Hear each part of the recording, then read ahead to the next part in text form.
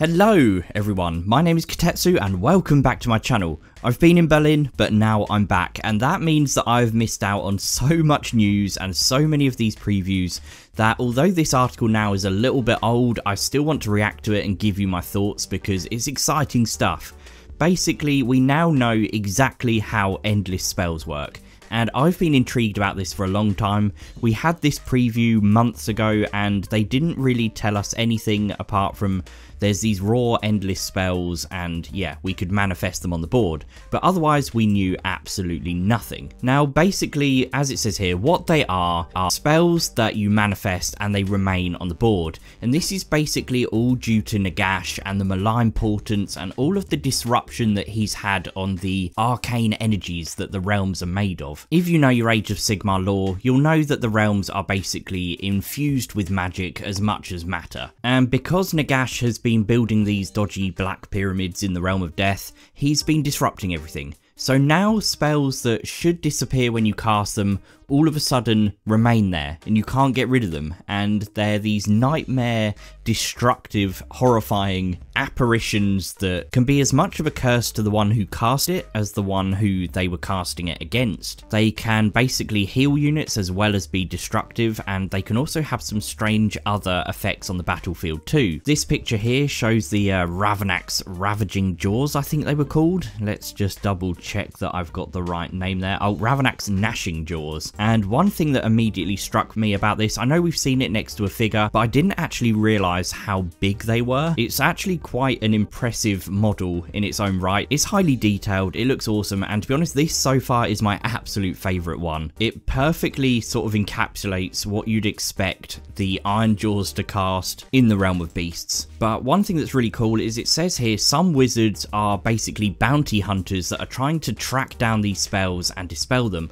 So I'm wondering if there's going to be a mechanic that we haven't seen so far that allows you to get rid of these things. That would definitely be quite interesting. The way they work is you cast them like a normal spell. The wording here is quite interesting because it says wizards can choose to do this in place of casting a spell normally, meaning you'll have to weigh up the choice between disrupting your enemy's magic and using some of your own. What I'm wondering there is if it means that if you've cast one of these, whether you're not allowed to unbind anything, but I have no idea at the moment. We'll just have to wait and see. So most of them are damage dealers. We've seen this one, you know, that was the one that was teased to us months ago, and that one is called the Purple Sun. Doesn't take a genius to work out that this is obviously going to be the one from Shyish, so it's basically like a form of death magic. But the basic idea is, say you've got this Gnashing Jaws spell here, you could hop them over the back of this unit of Seraphon. Anything that this spell has passed over will take damage, and if the jaws end up near a unit at the end of their movement,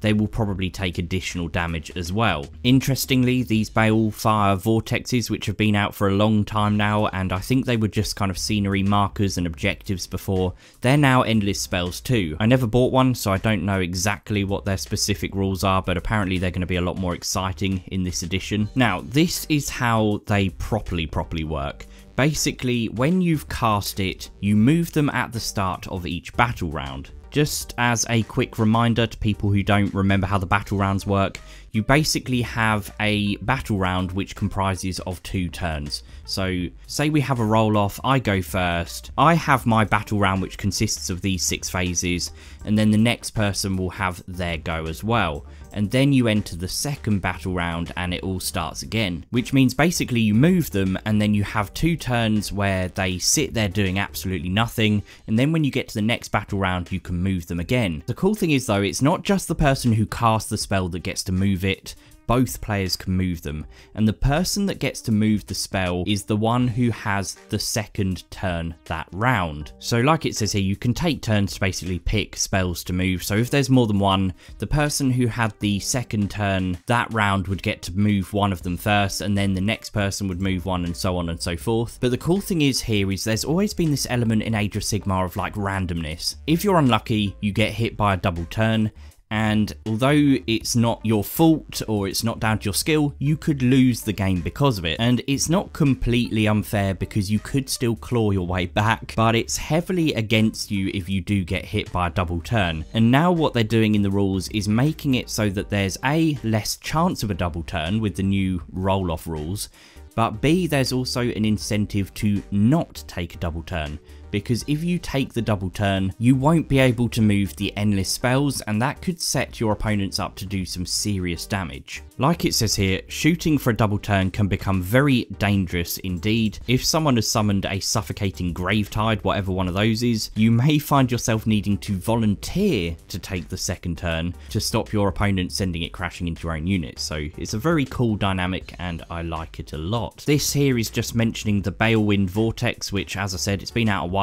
It's still a nice kit, so it makes sense that they're going to make this into an endless spell. It's getting a complete rules overhaul, but unlike the destructive ones, this one is about healing your units or having some kind of strange new power that affects your army, so that's pretty nice. And the very last thing we get, which I was really surprised about for this article, is 2 complete war scrolls for some of the endless spells.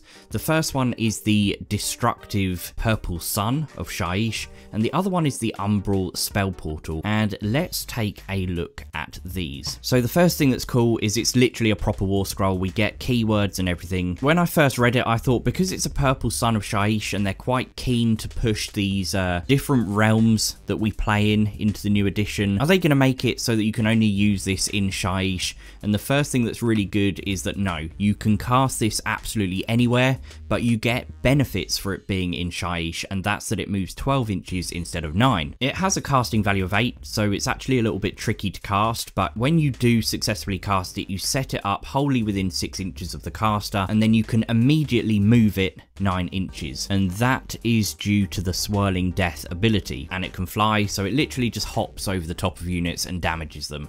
And this is the actual main effect of the spell. Everything it's flown across basically after it's moved, and everything within 1 inch of it at the end of its move is subjected to the baleful energies, as it says here. What that basically means is you roll a dice for every model in the unit, and if you get a 6, they are slain outright. At first I thought that is absolutely insane. What if you cast this thing and it ends up within 1 inch of Nagash, you roll a 6 and it's dead? Fortunately, they've balanced it, and they've added this little clause at the end which basically says that if they have a wound characteristic of 6 or more, you do 2d6 mortal wounds instead. That's still pretty unbelievable because it means that you could potentially do 12 mortal wounds to a model immediately. Either way, that's not bad, having a 1 in 6 chance of doing extreme damage to everything it passes near. The other thing that's really cool is it sits on the board for 2 turns doing nothing basically. So what they thought they would do is make it so that you subtract 1 for the bravery of all the units that are within 6 inches of it. So again, that's really cool, and that is the Purple Sun of Shyish. It's actually a really cool mechanic, and I hope people are going to buy lots of these things and have them all zooming around the board because it's just fun, and I think that's the whole point of Age of Sigmar, is just enjoying it. Sure, there's people out there who just want to break lists and win, but there's also a massive amount of people who just enjoy the game and they want to do it socially and enjoy it and have more of a narrative experience. But then we've got the Umbral Spellportal, and this one is from Ulgu, and basically what it acts as is a portal that you can cast spells into, and it massively extends the range.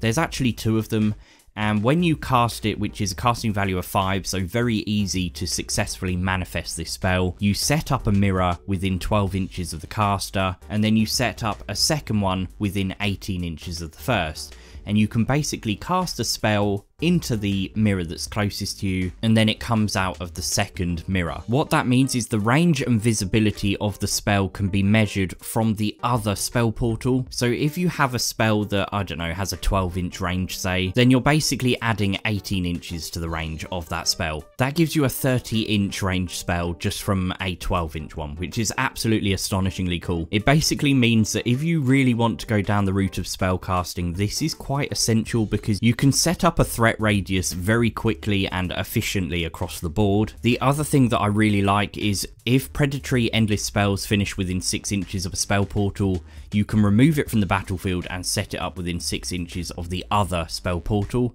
which means that you can move these spell portals around the board as well. If you are playing in Ulgu, then the second mirror can be placed anywhere on the board instead of within 18 inches of the first, so again, it's very, very powerful indeed. So yep, that is the endless endless spells. I think they're very cool. I love the fact that you can manifest it and then in the next turn your opponent can take control of it and use it against you. You might think, is it actually worth casting them in the first place because it could go so horribly wrong, but I think that the enjoyment of using them and the fun factor outweighs the risk of basically bringing them onto the table, and it also kind of dissuades you from having a double turn, which is always a good thing. If you play it right, then you could basically block your opponent from taking a double turn because they don't want the risk of you using these endless spells near their valuable units. But anyway, that's all I need to say for this, so I'm going to leave the video here. I hope you enjoyed it. Don't forget to like the video, don't forget to subscribe if you're new, and obviously hit the little bell icon so that you know when my videos are out, and otherwise I will speak to you guys really soon.